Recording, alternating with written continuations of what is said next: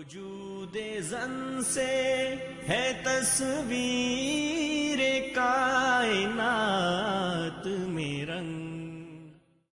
آئیے جی ہم سیگمنٹ پہ چلتے ہیں طب نبوی کے۔ یہاں پہ ہماری ملاقات ہوتی ہے ڈاکٹر ذکیہ ہاشمی سے، جو کہ ہومیوپیتھک ڈاکٹر ہیں اور طب نبوی کی ماہر ہیں، 25 سالہ تجربہ رکھتی ہیں اپنے اس شعبے میں، ڈریپ کی ایڈوائزری کمیٹی میں بھی ہیں جو کہ drug regulation authority of Pakistan ہے۔ آئیے ہم ان سے طب کے متعلق بات کرتے ہیں۔ السلام علیکم ورحمۃ اللہ وبرکاتہ۔ وعلیکم السلام ورحمۃ اللہ وبرکاتہ۔ جی ڈاکٹر ذکیہ، آپ سے ہم بہت مفید باتیں سیکھ رہے ہیں طب نبوی میں۔ میں چاہوں گی کہ جو ایک بنیادی ایک نقطہ ہے کہ ہم کہتے ہیں کہ prevention is better than cure, جی، کہ بیماریوں پہ جانے کی بجائے اگر ہم کوئی ایسی احتیاطی تدابیر اختیار کر لیں اپنے گھروں میں، اپنے معاشرے میں، اپنے ماحول میں، تو ہماری زندگی ویسے ہی آسان ہو جائے گی۔ بالکل، بیماری نہ ہو۔ تقریباً آپ سمجھیں 50 to 70% بیماریاں جو آنے والی ہیں ان کو ہم پہلے ہی دروازے پہ خود ہی روک لیں، بالکل، ہم ان کو اپنے گھروں کے اندر ہی نہ آنے دیں۔ اس سلسلے میں ہمیں طب نبوی سے کیا رہنمائی ملتی ہے؟ بسم اللہ الرحمن الرحیم۔ پرہیز اور حفظان صحت کے متعلق نبی صلی اللہ علیہ وآلہ وسلم سے بہت سی احادیث مروی ہیں۔ اچھا۔ اور اس میں مختلف قسم کے پرہیز اور علاج پائے جاتے ہیں، جیسے اپنے جسم سے متعلق، اپنے کھانے پینے کی چیزوں سے متعلق، اپنے ایون خالی برتنوں سے متعلق نبی صلی اللہ علیہ وآلہ وسلم نے ہمیں بہت سی چیزیں جو ہیں وہ سمجھائی ہیں اور ہماری رہنمائی فرمائی اس سلسلے میں۔ اگر ہم ان کے بتائے ہوئے سنہرے اصولوں پر عمل کریں تو ہم بیماریوں سے کوسوں دور ہو جائیں۔ جی، اس میں سب سے زیادہ ضروری چیز، جیسے میں آپ کو بتانا چاہوں گی کہ کھانے پینے کے متعلق پہلی بات کہ ہم کھانا سوچ سمجھ کے کھائیں، ٹھیک ہے، صاف ستھرا، پاکیزہ اور حلال، جیسے کہ قرآن پاک میں بھی آتا ہے نا حلالن طیبہ، دو چیزیں آتی ہیں کہ کھانا ایک تو حلال ہو اور دوسرا طیب۔ آپ دیکھیں نا، یہ آج کل مسئلہ یہ ہے جو آپ یہ بات کہہ رہی ہیں حلال طیب، کہ لوگ کہتے ہیں کہ حرام تو نہیں ہے، اور جنک ایسا ہے کہ ہماری پوری سوسائٹی کو اس نے اپنے نرغے میں لیا ہوا ہے۔ اور شروعات اسی طرح سے ہوئی ہے کہ لوگوں نے شروع میں کہا کہ حرام تو نہیں ہے، جی ہاں، لیکن وہ یہ شاید بھول گئے کہ اللہ سبحانہ تعالیٰ نے ہمیں پرنسپل ہی حلال کے ساتھ طیب کا دیا ہے کہ ہمیں جو چیز ریڈی میڈ ہمارے پاس پہنچتی ہے ہمیں نہیں پتا ہوتا وہ کتنی طیب، کتنی پاکیزگی سے بنی ہے، اور اس کے بنانے والے کس سوچ کے حامل ہیں، یہ بھی بہت ضروری ہے۔ ایک تو فوڈ کے بارے میں، یعنی حلال اور طیب ہو، سورس بھی حلال ہو، وہ چیز خود بھی حلال ہو، اس کے اندر حرام کا ایلیمنٹ نہ ہو، کیونکہ جو چیز ہم کھاتے ہیں اس کے اندر اس چیز کے اثرات جو ہیں وہ ہماری شخصیت پر بھی اثر انداز ہوتے ہیں۔ کہ اگر ہم ایک چیز حلال اور پاکیزہ کھا رہے ہیں، صاف ستھری کھا رہے ہیں، اور اس کو بنایا بھی جیسے اللہ کے نام سے گیا ہے اور پاکیزہ طریقے سے بنایا گیا، تو وہ ہماری شخصیت میں ایک خاص وقار اور ایک خاص طمانینت اور سوچ میں بھی اور ہمارے روح میں بھی ایک ٹھہراؤ پیدا کرتا ہے۔ وہ جیسے ایک عقل مند انسان نے کہا تھا نا کہ تم مجھے بتا دو تم کیا کھاتے ہو، جی، میں تمہیں بتا دوں گا تم کیسے انسان ہو۔ بالکل، یعنی کہ جو ایک کھانا ہے وہی ہماری ایک شخصیت کی پوری عکاسی کر دیتا ہے۔ بالکل۔ اب جیسے مختلف ایج کے لحاظ سے بھی بہت سی چیزوں کا ہمیں خیال رکھنا چاہیے، لیکن اس وقت ہم چونکہ پرہیز پہ بات کر رہے ہیں تو ہم نے یہ دیکھنا ہے کہ نبی صلی اللہ علیہ وسلم نے کہاں کہاں کس کس چیز پر ہماری رہنمائی فرمائی ہے۔ اچھا، جیسا کہ کھانے کے بارے میں آپ نے فرمایا کہ بھوک رکھ کر کھانا کھاؤ اور معدے کو بہت زیادہ نہ بھرو، چند لقمے ہی ہماری کمر کو سیدھا رکھنے کے لیے اور توانائی کے لیے کافی ہیں، صحت مند اور بیماریوں کا مقابلہ کرنے کے لیے بھی کافی ہیں۔ لیکن دیکھیں آج کل یہ ڈائٹنگ کا پرنسپل بھی لوگ بتاتے ہیں۔ جی، اگر آپ کئی دفعہ کسی ڈائٹیشین کے پاس جائیں تو وہ آپ کو یہ کہتے ہیں کہ آپ ایک دفعہ پیٹ بھر کے نہ کھائیں، سارا دن کھائیں اور ہر تھوڑی دیر کے بعد چند لقمے لے لیں۔ جی ہاں، لیکن میں اس کے بارے میں تھوڑا سا ایگری نہیں کرتی کہ بار بار کھانے کے بارے میں، کیونکہ ہم نبی صلی اللہ علیہ وسلم کے طریقے میں دیکھتے ہیں کہ آپ بار بار نہیں کھایا کرتے تھے۔ آپ کی دراصل غذا کچھ ایسی تھی کہ آپ کو پھر بھوک لگتی نہیں تھی اتنی جلدی۔ جیسے آپ کے کھانے میں گندم کی بجائے جو تھے، تو جو شخص کھاتا ہے اس کو اس کے اتنا وہ نیوٹریشس ہے، اس کے اندر غذائیت اتنی بھرپور ہے، وائٹامنز اس کے اندر اتنے اچھے ہیں، جو ایسے وائٹامنز جیسے وائٹامن B12 اس کے اندر پایا جاتا ہے جو بیماری کے بعد رہ جانے والی کمزوری کے لیے بھی اور انسان کو جسمانی طور پر قوت فراہم کرتا ہے، میٹابولزم جو ہے وہ فاسٹ کرتا ہے، اور انسان کو توانائی اور قوت جو ہے وہ دیتا ہے. ٹھیک ہے. جس کی وجہ سے انسان ایک تو ہائی فائبر فوڈ ہونے کی وجہ سے ڈائجسٹ بھی ایزیلی ہوتا ہے اور کانسٹیپیشن سے بھی بچا رہتا ہے. آج کل آپ دیکھیں ہر دوسرے شخص کا مسئلہ کانسٹیپیشن کا. جی ہاں، تو یہ بہت اچھی چیز ہے. اگر ہم گندم کی بجائے جو کی روٹی پر بھی آ جائیں تو ہم ان مسائل سے بہت حد تک نبرداز ہو سکتے ہیں. اور اس کو لانے کا طریقہ وہی ہے جو آپ ریکمینڈ کرتی ہیں کہ ایک دم سے جمپ کریں گے تو شاید ہم نبھا نہ سکیں. بالکل، تو اس کو تھوڑا تھوڑا شامل کرنا، گندم کم کرتے جائیں اور جو اس میں ڈالتے جائیں، اور جب آپ ایسے کریں گے تو آہستہ آہستہ آپ کا ٹیسٹ ڈیولپ ہو جائے گا اور آپ پھر اس پہ ایک وقت آئے گا کہ آپ خالص جو کی روٹی کھانا شروع ہو جائیں گے. سب سے بڑی بات یہ کہ ہمیں انرجی دیتا ہے. ہمیں بہت یعنی لانگ آورز تک آپ کام کرتے رہے، آپ کو تھکنے نہیں دیتا. اور میں نے جب سے پڑھا ہے جو کی روٹی کے فوائد، تو مجھے اب گندم کی بجائے میں تو جو کی روٹی ہی کھانا زیادہ. اور آپ کا ٹیسٹ ڈیولپ ہو چکا ہوگا اور اب آپ سے دوسری کھائی نہیں جائے گی. میں اچھا فیل کرتی ہوں. تو پرہیز کے سلسلے میں ہم جیسے بات کر رہے تھے کہ نبی صلی اللہ علیہ وسلم نے ایک تو ہمیں بتایا کہ کھانا جو ہے بھوک رکھ کے کھائیں، پھر ہم صاف ستھرا حلال اور طیب کھائیں. تیسرا آپ نے فرمایا کہ اپنے کھانا جب پکا ہوا اپنے سامنے بھی رکھیں تو اس کو ڈھانک کے رکھیں، اور ڈھانکتے وقت بسم اللہ پڑھ کر ڈھانکیں. اچھا، اگر آپ بغیر سوچے سمجھے کسی چیز کو ڈھانک دیتے ہیں اور بسم اللہ نہیں پڑھتے تو وہ اتنی سیف نہیں ہے چیز. اچھا، بسم اللہ کی خاص برکت سے وہ پروٹیکشن ملتی ہے اس کو. اب یہ چیز ہمارے ایمان اور عقیدے کو بڑھاتی ہے، پھر اللہ تعالیٰ کے ساتھ ہم کو جا کے ملاتی ہے. بالکل صحیح بات آپ کہہ رہی ہیں. بسم اللہ میں ہے کیا چیز؟ اللہ کا نام ہے. اللہ تعالیٰ کون ہے؟ وہ جس نے ہم کو پیدا کیا، جو ہمارا خالق ہے، جو ہمارا رازق ہے، جو ہمارا مالک ہے، جس نے ہم سب کچھ ہم کو دیا ہے. ہم اس کے نام سے اس چیز کی حفاظت کر رہے ہیں، اور یہ حفاظت دراصل وہ خود کرتا ہے. اللہ تعالیٰ خود اپنے حکم سے کرواتا ہے اس کی حفاظت. تو چیز کو ڈھانکتے وقت جو نبی صلی اللہ علیہ وسلم کا حکم ہے، آپ یہ سمجھ رہے ہوں گے شاید یہ میری اپنی اختراع ہے، ایسا کچھ نہیں ہے. میں آپ کو حدیث بتانا چاہوں گی اس بارے میں جس میں خالی برتنوں کو بھی ایون ڈھانکنے کا حکم دیا ہے. اچھا، امام بخاری کی حدیث ہے اور حضرت ابو ہریرہ نے اس کو نقل کیا ہے. اس کا نمبر جو ہے 79/10 ہے. کتاب الاشربہ یعنی کتاب الشرب من فم السقا، یعنی کہ پینے کے آداب کے بارے میں.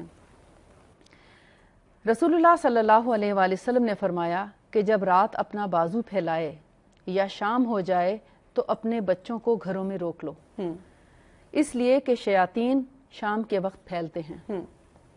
اور جب رات کا ایک پہر گزر جائے یعنی عشاء ہو جائے تو تم انہیں الگ بستر پر سلا دو، یعنی بچوں کو الگ الگ سلاؤ، اور دروازہ بند کرو، اور دروازہ بند کرتے وقت بسم اللہ الرحمن الرحیم پڑھو، کیونکہ جس دروازے پر بند کرتے وقت بسم اللہ پڑھی جائے اس بند دروازے کو شیطان نہیں کھول سکتا.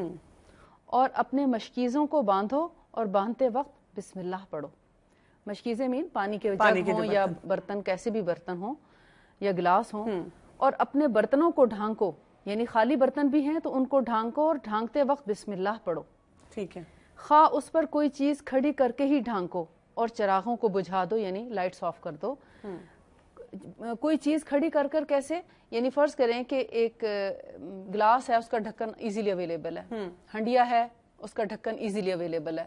لیکن اگر بہت بڑا کوئی لگن ہے، بہت بڑی دیگ ہے، اس کا ڈھکن آپ کے پاس دستیاب نہیں ہے، تو آپ بے شک درخت کی ایک ٹہنی لے کر بسم اللہ الرحمن الرحیم پڑھ کر اس کے اوپر اس کو ڈھکن، خالی برتن کے اوپر، خالی برتن ہو یا اس کے اندر کوئی پانی کی چیز ہے یا دودھ ہے، وٹ ایور کچھ بھی ہے، ٹھیک ہے، خالی برتن بھی ہے تو بھی اس کے اوپر ایک ڈنڈی کھڑی کر دیں. تو آپ نے فرمایا بسم اللہ پڑھ کر وہ ڈنڈی بھی جو ہے وہ اللہ کے حکم سے اس چیز کو ناپاک ہونے سے اور اس کو بیمار ہونے سے بچا. اچھا، اس کا مطلب ہے جیسے ہم دیکھتے ہیں کہ رسول اللہ صلی اللہ علیہ وسلم کے زمانے میں تو بڑے محدود سے ان کے پاس برتن تھے، کیونکہ ان کا فوکس کھانا پینا تو تھا نہیں. اسی طرح صحابہ کرام بھی. لیکن آج کل کے دور میں جیسے اب آپ بتا رہی ہیں تو ہم اگر ہر گھر میں جاتے ہیں تو پوری بڑی ہیوج کیبنٹس ہیں جو کہ برتنوں سے بھری ہوئی ہیں. تو یہ جو پرنسپل ہے، کیا اگر ہم جیسے اندر برتن پڑے ہوئے ہیں اور اس کا کیبنٹ کا جب ہم بند کرتے ہیں اور اس وقت ہم بسم اللہ پڑھ لیں تو کیا اس طرح ہو سکتا ہے؟ کیونکہ اب ایک ایک برتن کو نکال کر اس کے اوپر کچھ رکھنا تو شاید پاسبل نہ ہو. کورس بالکل صحیح آپ نے کہا. اس کو الماری کو بند کرتے وقت بھی بسم اللہ پڑھیں. ٹھیک ہے. لیکن اگر ہم ان برتنوں کو پاسبل نہیں ہے الٹا رکھنا تو پھر ایسا بھی کیا جا سکتا ہے کہ آخری برتن جو ہے اس کو اسی کے اوپر الٹا کے رکھ دیا جائے تاکہ وہ ایک سنت پوری ہو جائے. ٹھیک ہے. اور اس آخری برتن کو الٹا رکھتے وقت بسم اللہ پڑھ دی جائے تو وہ ہماری انشاءاللہ تمام جتنے بھی نیچے پلیٹس رکھی ہیں یا برتن رکھے ہیں ان کی حفاظت ہو جائے گی. اسی طرح جب ہم ڈائننگ ٹیبل لگتا ہے یا کھانے کے لیے دسترخوان لگتا ہے تو عام طور پر ڈونگے ڈشے برتن سب اب فارنر جو ویسٹرن سٹائل ہے اس میں آپ دیکھتے ہیں پلیٹ بھی سیدھی گلاس بھی سیدھا ساتھ چمچ چھری کانٹا وہ سب لگا ہوتا ہے اور وہ پورا ٹیبل یا دسترخوان جو ہے وہ سجا ہوتا ہے اور پھر اس کو ایسے کھلا چھوڑ دیا جاتا ہے. صحیح بات کہہ رہی ہیں. تو آپ کو علم ہوگا کہ ہر انسان کے ساتھ ایک شیطان پیدا ہوا ہے. میرے ساتھ بھی ایک شیطان پیدا ہوا ہے, آپ کے ساتھ, ہر انسان کے ساتھ اللہ تعالیٰ پیدا کرتا ہے اور اس کا علم بھی ہمیں نبی صلی اللہ علیہ وسلم سے ہی ملا ہے. تو وہ جو شیطان ہے جب ہم کھانا کھانے لگتے ہیں یا جو بھی کھانا ہمارے لیے آتا ہے اگر ہم اس پہ بسم اللہ نہیں پڑھتے تو شیطان اس میں منہ مارنے لگتا ہے. یعنی وہ ہاتھ سے بھی نہیں کھاتا, ایون اپنے منہ سے ڈائریکٹ اس کھانے میں شامل ہوتا ہے اور اسی طرح ہمارا پانی ہمارا کھانا وہ جھوٹا کر دیتا ہے. اصل بیماری وہیں سے آتی ہے. اب نہ تو سائنس اس شیطان کو ڈھونڈ سکی آج تک اور نہ وہ اس کے کھانے کو دیکھ سکی کہ وہ کیسے. اگر آپ سائنٹیفک مائنڈیڈ لوگوں کے سامنے یہ بات کریں گی تو وہ تو آپ کو یہ دروازہ دکھائیں گے, آپ کہیں گے یہ پلیز آپ چلے جائیں کیونکہ آپ پتہ نہیں کون سی باتیں کریں. لیکن آپ دیکھیں کہ اس کے ساتھ ساتھ اگر ہم موازنہ کریں کہ اس دور میں کیا بیماریاں تھیں اور کیسے تھیں اور آج کے دور میں جس طرح سے ہم بیماریوں میں گھرے ہوئے ہیں اور ہم ان کے اسباب صحیح اختیار کرنے کے لیے تیار بھی نہیں ہیں. لیکن میں یہ سمجھتی ہوں اور بڑے یقین اور ایمان سے کہتی ہوں کہ اگر آج بھی ہم ان سنتوں پر عمل کریں تو ہم بہت سی بیماریوں سے بچ جائیں گے. اور یہ کوئی مشکل تو نہیں ہے. آپ دیکھیں ایک خاتون خانہ جو ہے جب رات کو اپنی چیزیں ساری سمیٹتی ہیں اور وہ کچن کی صفائی کر کے نکلتی ہیں تو میرا خیال ہے ان کو 5 منٹ بھی نہیں لگیں گے اگر انہوں نے یہی طریقہ رکھا ہوا ہے کہ ویسے بھی برتن الٹے رکھے ہوئے. آپ دیکھیں اگر آج کل بھی آپ ہمارے گاؤں میں جائیں تو وہ آپ دیکھیں ان کا جو ایک بیٹھک سی ہوتی تھی نا اس پہ ایک پھٹیا لگا ہوا ہے, اس کے اوپر جتنے برتن پڑے ہیں وہ کیسے پڑے ہوتے ہیں, وہ ہمیشہ الٹے پڑے ہوتے ہیں. یعنی ہمارے کانسیپٹ ہمیشہ سے تھا, یعنی یہ کوئی کلچرڈ ہونے کی نشانی نہیں ہے کہ آپ نے کھلی پلیٹیں رکھی ہوئی ہیں. پھر ان برتنوں کو اگر ہم دسترخوان پہ مثلا لگا ہی دیتے ہیں تو بہتر ہے کہ اوپر ایک جالی کا یا کسی بھی طرح کا خوبصورت سا آپ کوئی کور بنا لیں جو ٹیبل لگانے کے بعد اوپر ڈال تو بھی اس کی حفاظت ہو جائے گی. بالکل. اور یعنی ٹوٹلی سب کو ایک ہی کور سے آپ ڈھانک رہے ہیں. ٹھیک ہے. اور اگر ایسا پاسبل نہیں ہے, آپ کے پاس کوئی کپڑا اتنا بڑا نہیں ہے یا اتنا اچھا نہیں ہے جو آپ پریزنٹیبل ہو مہمانوں کے لیے, تو آپ ایسا بھی کر سکتے ہیں کہ آپ نے اپنا مسلمان ہونا بھی تو شو کرنا ہے نا, آپ نے اپنا سٹائل تو نہیں چھوڑنا. ہمارا جو اپنا کلچر ہے, جو ہماری اپنی تہذیب ہے, جو ہماری اپنی وراثت ہے, جو ہماری شناخت ہے, ہمیں اس کو نہیں چھوڑنا چاہیے. بالکل صحیح بات ہے. اور اس کے لیے ہم بے شک آپ دسترخوان لگائیں تو آخر ہم ایک برتن جو ہے جیسے مثلا آپ پلیٹس لگا رہے ہیں, گلاس ہر ایک کے لیے آپ رکھ رہے ہیں تو آپ اس گلاس کو الٹا کر کے, میں ہمیشہ ایسے ہی کرتی ہوں. لوگ حیران ہوتے ہیں جب میرے گھر میں آتے ہیں, جب کبھی ایسے گیدرنگ ہو تو وہ حیران ہوتے ہیں کہ کس قسم کی سیٹنگ ہے. تو پھر میں ان کو ایکسپلین کرتی ہوں کہ ہم مغرب سے جو ہے متاثر نہیں ہونا چاہیے, ہمیں اپنی شناخت خود کرنا پتا ہو کہ یہ ایک مسلمان کا دسترخوان ہے اور اس کی اور ایک غیر مسلم کے دسترخوان کی اس میں فرق ہونا چاہیے. ویسے بھی مجھے یہ بات بالکل بھی سمجھ نہیں آتی کہ اگر میں نے گلاس سیدھا رکھا ہے اور ایک گلاس میں نے الٹا رکھا ہے تو مجھے کوئی کمپلیکس کیوں ہونا چاہیے, کس قسم کا کمپلیکس ہو. بالکل تو انشاءاللہ مجھے امید ہے کہ ہم ان چیزوں پہ عمل کریں گے. کچھ اور چیزیں جو آپ بتائیں, کوئی اسی طرح کی کامن ہمیں چیزیں پریونشن میں اس میں ایک یہ ہے کہ جیسے ہم کھانے کے لیے جیسے کوئی چیز نکالتے ہیں تو اپنی جیسے بعض اوقات ہنڈیا کھلی رہ جاتی ہے, بعض دفعہ ڈونگا ہے اس کا ڈھکن ہمارے پاس نہیں ہوتا. اب آج کل جیسے یہ ٹوٹ جاتے ہیں, آج کل تو ڈشز آ گئی شیشے کی, ان کے ڈھکن ہوتے ہی نہیں ہیں. تو اس کے لیے پھر یہ کہ چمچ ہر طرح کے دستیاب ہیں. اس ایک جو ڈونگے کا چمچ ہے اس کو بھی اس کے اوپر اگر الٹا کے آپ رکھ دیتے ہیں بسم اللہ پڑھ کے, ٹھیک ہے, تو اس کی حفاظت. آج کل جیسے لوگ اپنی ڈشز کے اوپر یہ ایلومینیم فوائل لگاتے ہیں یا پلاسٹک کا وہ لگا دیتے ہیں نا اوپر ٹیمپرری سا, تو کیا وہ بھی لگاتے وقت اسی طرح سے بسم اللہ بسم اللہ پڑھی جائے. ٹھیک ہے. کوئی بھی کام آپ جب کر رہے ہیں پہلے تو بات یہ ہے کہ اس کو بسم اللہ پڑھ کر ہی شروع کریں. کھانا پکاتے وقت، کھانا ڈالتے وقت، کھانا رکھ کے ڈھانکتے وقت، اس کو کھولتے وقت، اس کو کھانے سے پہلے ہر سٹیپ پہ بسم اللہ پڑھی جائے. آپ کی بات سے میں یہ سوچ رہی تھی کہ بچپن سے نا ہماری نانی دادی بزرگ گھر میں ہمیں ہر بات پہ بسم اللہ سکھاتے تھے، لیکن ہم نے شاید یہ سوچنا چھوڑ دیا کہ حفظان صحت کے لیے بھی اس کا بسم اللہ پڑھنا، اللہ کے نام سے شروع کرنا، اللہ کے نام کے حفاظت میں آنا کس قدر ضروری ہے. اتنا ضروری ہے. بالکل. اور یہ بسم اللہ جو ہے بہت حد تک ہم کو بیماریوں سے اسی لیے بچا لیتی ہے کہ وہ ہم جو کھانا کھا رہے ہوتے ہیں وہ واقعی پاکیزہ ہوتا ہے، طیب ہوتا ہے کہ اس کے اندر شیطان منہ نہیں مار سکتا. ٹھیک ہے. اس کا واقعہ میں آپ کو سناتی ہوں. نبی صلی اللہ علیہ وسلم کے دور میں ایک دفعہ آپ کسی دعوت پر مدعو تھے اور سب صحابہ کرام انتظار میں تھے کہ آپ صلی اللہ علیہ وسلم کھانا شروع کریں، کیونکہ آپ ہمیشہ بسم اللہ سے شروع کرتے تھے اور پھر وہ کھانا کم نہیں پڑتا تھا. ٹھیک ہے. تو ایک بچے نے ہاتھ بڑھایا کھانے کی طرف اور الٹا ہاتھ بڑھایا اور بسم اللہ بھی نہیں پڑھی. آپ نے اسی وقت اس کا ہاتھ پکڑ لیا اور آپ نے فرمایا صحابہ کرام سے، تمہیں پتہ ہی کس کا ہاتھ تھا؟ یہ دراصل شیطان کا ہاتھ تھا جو میں نے پکڑا، کیونکہ مجھے اللہ تعالیٰ شیطان دکھاتا ہے، آپ لوگ نہیں دیکھ سکتے. اس نے اپنا حصہ لینا چاہا اس کھانے میں سے کہ کسی طرح پہلے سے ہی اپنا حصہ لے لے. تو آپ نے اس کا ہاتھ جو پکڑا اور فرمایا کہ بسم اللہ پڑھ کر کھانا شروع کرو اور بسم اللہ پڑھے بغیر کھانا شروع نہیں کرنا. تو میری بات سنیں ڈاکٹر ذکیہ، یہ جو ہماری شادیاں ہوتی ہیں جی اور اس میں جتنے لوگ ہاتھ ڈال کے کھانے ڈال رہے ہوتے ہیں، جی ہاں، اور کوئی یہ نہیں دیکھتا کہ کسی اور کو ملا یا نہیں ملا، بس اپنی پلیٹ بے تحاشا بھر رہے ہیں، تو وہ واقعی ایک شیطانی ایک سین منظر نظر آ رہا ہوتا ہے کہ کوئی ڈسپلن نہیں ہے، کوئی دعا نہیں پڑھی جا رہی، کوئی کسی کو راستہ نہیں دیا جا رہا، بس ہر شخص جو ہے نا نفسا نفسی کے عالم میں لگا ہوا ہے. یہ اصل میں ایک تو ماؤں کی بنیادی تربیت ہے گھروں میں، پھر ہم اپنا ایک طرح سے جو ہے اخلاق بھی شو کر رہے ہوتے ہیں ایسی جگہوں پہ جا کے کہ ہم کس بیک گراؤنڈ سے آئے ہیں. ٹھیک ہے. کہ شادی پہ جا کے ایسے سمجھتے ہیں شاید یہ زندگی کا آخری کھانا ہے، اس کے بعد ایسا کھانا کبھی ملا بھی نہیں ہے. ہاں، اور شاید ایسا کھانا کبھی کھایا بھی نہیں، یا یہ کہ جو تحفہ دیا اس کے پیسے پورے کر لیں. جی ہاں. تو یہ سراسر زیادتی ہے. بالکل. ہمیں یہ تہذیب نہ صرف یہ کہ اپنے گھر میں سکھائی ہے نبی صلی اللہ علیہ وسلم نے. آپ دیکھیں کہ دعوت کے موقع پر سب صحابہ کرام احترام سے بیٹھے ہیں رسول اللہ صلی اللہ علیہ وسلم کے لیے کہ آپ شروع کریں. ہمیشہ کسی بڑے کو کہنا چاہیے، بزرگ کو کہنا چاہیے، اور وہ اللہ کا نام لے کر اس کو شروع کرے. اس کھانے میں برکت بھی ہوتی ہے، وہ ہمیشہ کھانا بچ جاتا ہے، وہ کسی اور کے کام آ جاتا ہے، کبھی کم نہیں ہوتا. جیسے وہ آپ کو یاد ہوگا کہ نبی صلی اللہ علیہ وسلم نے ایک دفعہ ان کے پاس دودھ کا پیالہ لایا گیا اور حضرت ابو ہریرہ اتنے بھوکے تھے، 3 دن سے انہوں نے کچھ نہیں کھایا تھا. تو جب وہ دودھ کا پیالہ آیا تو آپ صلی اللہ علیہ وسلم نے انہی سے کہا کہ سب کو پلاؤ. تو انہوں نے کہا میری تو آج یہ دودھ سے بھی جو ہے وہ گزارا نہیں ہوگا. سب سے زیادہ بھوک لگی ہوئی ہے، سب سے زیادہ بھوک لگی، اور وہ آگے سب کو دے رہے ہیں، خود نہیں پی سک رہے اور کہہ بھی نہیں رہے. کتنا زبردست ہمیں ایک تہذیب سکھائی ہے اللہ کے رسول صلی اللہ علیہ وسلم نے کہ خود بھوک لگی بھی ہو تب بھی دوسروں کو دینا آنا چاہیے. اچھا، ایک تو یہ پرنسپل ہے کہ جیسے آپ نے بتایا ہے کہ ہر چیز میں بسم اللہ، جی، اور وہ برتن ڈھانپنے کا اور کھولنے کا اور یہ سارا طریقہ.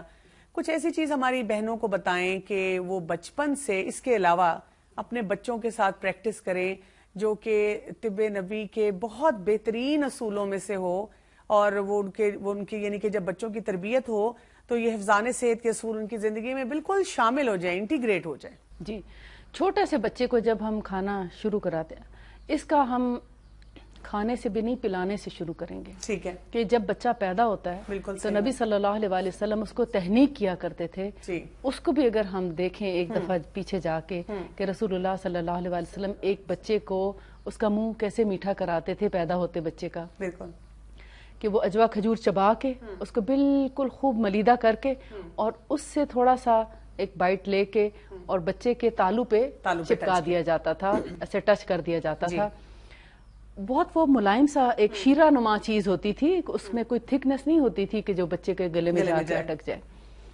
تو اس کو لگاتے وقت کس بات کا اہتمام کیا جاتا تھا؟ پہلے بچے کے کان میں اذان دی جاتی اور رائٹ کان میں اذان، پھر اس کو کھلاتے وقت بسم اللہ اور اس کو دعا دی جاتی اور تب اس کو کھلاتے. اب ماں کو کیا حکم ہے اگر آپ دیکھیں طب نبوی میں کہ ماں جب اپنے بچے کو دودھ پلائے تو وہ بسم اللہ پڑھ کر دودھ پلائے، یعنی پہلی غذا جو ماں کی مل رہی ہے بچے کو وہ بھی بسم اللہ کے ساتھ، اور کوشش یہ کرے کہ باوضو ہو.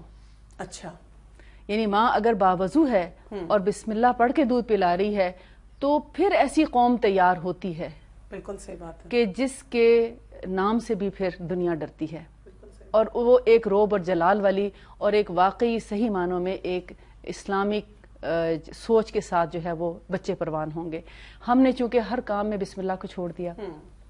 پھر کھانا کھلاتے وقت بچوں کو جب جیسے ہم چھوٹے چھوٹے بچوں کو ہم کہتے ہیں کہ اب یہ اس کو غذا شروع کرنی ہے، تو ہر نوالے پہ جب ایک ماں بسم اللہ پڑھ کے بچے کو دے گی تو بچے خود بخود آٹومیٹیکلی جو ہے وہ ہر چیز پہ بسم اللہ پڑھنے لگیں گے. اور پھر یہ وہی بات ہے کہ جتنے ہیلدی فوڈز ہیں انشاءاللہ جو مزید پروگرامز میں ہم ان پہ بات کریں گے ان کو اپنی شامل کرتے جائیں ساتھ ساتھ، اور بھوک روک کے جو کھانے کا کانسیپٹ ہے وہ بھی شروع سے بچوں کے اندر ڈالا جائے. جی تو اللہ تعالیٰ ہمیں توفیق دے کہ ہم یہ کام کر سکیں. بہت بہت شکریہ آپ کا آج کے پروگرام کے لیے. تو بہنوں، آپ نے سنا کہ ہمیں اپنی زندگی میں صرف بسم اللہ ایک عام برکت کے لیے نہیں لے کے آنا، بلکہ حفظان صحت کے اصولوں کو پریکٹس کرنے کے لیے بھی ہمارے لیے بہت ضروری ہے کہ جو چیزیں ہمیں پریونشن کی طرف لے کے جاتی ہیں، ایسے کارآمد مشورے یا ایسے کارآمد طریقے جو ہمیں رسول اللہ صلی اللہ علیہ وآلہ وسلم نے اپنی سنتوں کے ذریعے سکھائے ہیں، ان کو ہم نے اپنی زندگی میں شامل کرنا ہے، اپنے بچوں کے ساتھ پریکٹس کرنا ہے، اپنے دوستوں میں اپنے احباب کو بتانا ہے کہ کیسے ان چیزوں کے ذریعے ہم اپنے آپ کو بیماریوں سے بچا سکتے ہیں.